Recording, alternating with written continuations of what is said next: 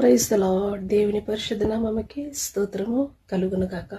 ఈరోజు ఒక ప్రీచ్ఫుల్గా ఒక మోటివేషన్ మాటతో నేను మీ దగ్గరికి వచ్చినాను. దేవునితో కలిసి ఉండే జీవితము, దేవుడిచ్చే మనసుతో ఏమేమి కనిపెట్టుకునేదని 4 విషయాలు మనము ఈ లోకంలో చూసుకుందాం. మొదటిగా లైట్ కనిపెట్టింది ఆల్బర్ట్ ఎడిసన్ గారు. దేవునిచ్చే మనసుతో అది వెలుగుని కనిపెట్టిండు.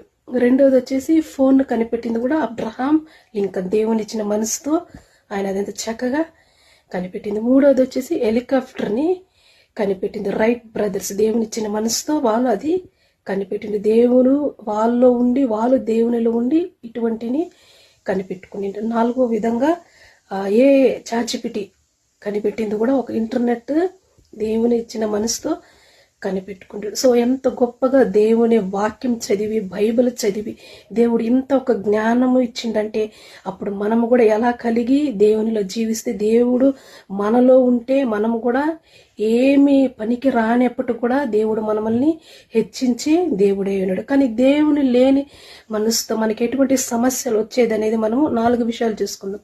మొదటిగా మనకి ఫైనాన్షియల్ ఇష్యూస్ వస్తుంది, అంటే ఆర్థిక ఇబ్బంది కలుగుతుంది. రెండోది వచ్చేసి హెల్త్ ఇష్యూ, అనారోగ్య సమస్య మనల్ని వెంబడిస్తుంది. మూడోది వచ్చేసి కుటుంబ సమస్య అనేది మనము భరించలేని ఒక బాధలు కలుగుతుంది. దేవుని లేని మనసుతో ఇటువంటి సమస్యలు వస్తుంది. నాలుగో విధంగా ఒంటరితనం. దేవుని లేని జీవితము ఒంటరితనమే, శూన్యముగా ఉంటుంది. ఎవరితో ఒంటరిగా ఉండడానికి నువ్వు ఇష్టపడతావు. ఎప్పుడు చూసినా కన్నీళ్ళు ఉంటాయి. సో ఇటువంటి జీవితం, మనం దేవుని లేని జీవితం జీవిస్తే ఇటువంటి సమస్యలు అనుభవిస్తామా.